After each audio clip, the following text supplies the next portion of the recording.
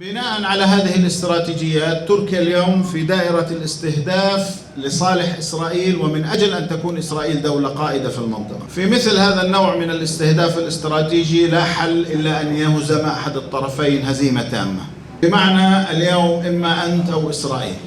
هذا يجعلنا ندرك معنى الاستهداف الذي تتعرض له تركيا، سواء ما يتعلق بالضغوط الأمريكية، بالإشكالات مع دول الجوار وغير ذلك. الخلاصة في هذه النقطة أننا نواجه قضية كبيرة لا ينفع معها فقط العمل العاطفي. نحتاج إلى تعريف العدو بشكل واضح وهو الكيان الصهيوني. نحتاج عملا مخططا وبعقل استراتيجي. نحتاج للعمل في كل مجالات الصراع وليس في مجال واحد. ونحتاج لتنظيم وتجميع جهودنا على كل الصعد. ونحتاج للعمل بشكل متواصل، فهذا صراع طويل مثل سباق الماراثون. سباق 100 متر ننطلق دفعة واحدة، لكن سباق الماراثون تحتاج أن تسير سيرا طويلا. أولا علينا أن ندرك بشكل واضح وعميق طبيعة الكيان الصهيوني والتحدي الذي نواجهه والخطر الذي نتعرض له، سواء كقضية فلسطينية أو كأمة. توحيد الجهود. هناك عشرات الجمعيات والمؤسسات، آلاف النشطاء، وهذا كله مقدر، ولكن تجميع هذه الجهود سيعطي نتيجة مضاعفة أضعافا عديدة. توحيد الجهود يعني أن نعمل معا في إطار مخطط متفق عليه وأدوار نتوزعها فيما بيننا. المسألة الثالثة التخطيط والتنظيم على المدى البعيد والقريب. نحن نحتاج إلى خطط مباشرة وخطط استراتيجية.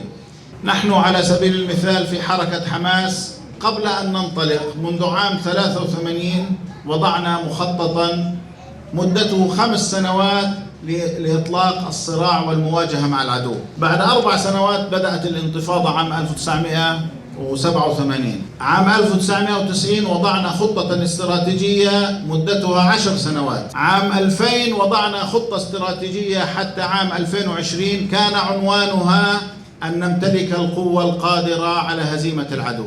بتوفيق الله وفضله العام الماضي 2021 كانت معركة سيف القدس التي رأى فيها الجميع ما تفعله المقاومة. عدد كبير من القادة الذين اعتمدوا الخطة الاستراتيجية ارتقوا شهداء قبل أن يروا نتائجها. عندما نخطط، نحن لا نخطط فقط لأنفسنا، نحن نخطط لأمتنا ولقضيتنا ولانتصارنا إن شاء الله. النقطة الرابعة أن نعمل بنفس طويل.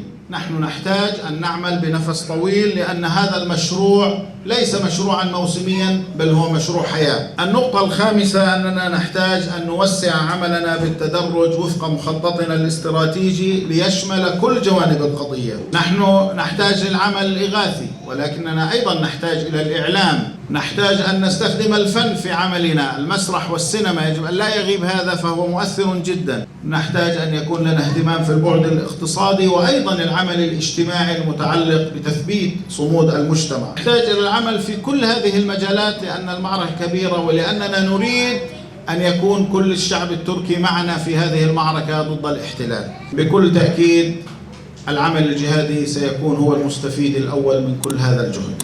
إلى أين تذهب المعركة مع هذا الكيان؟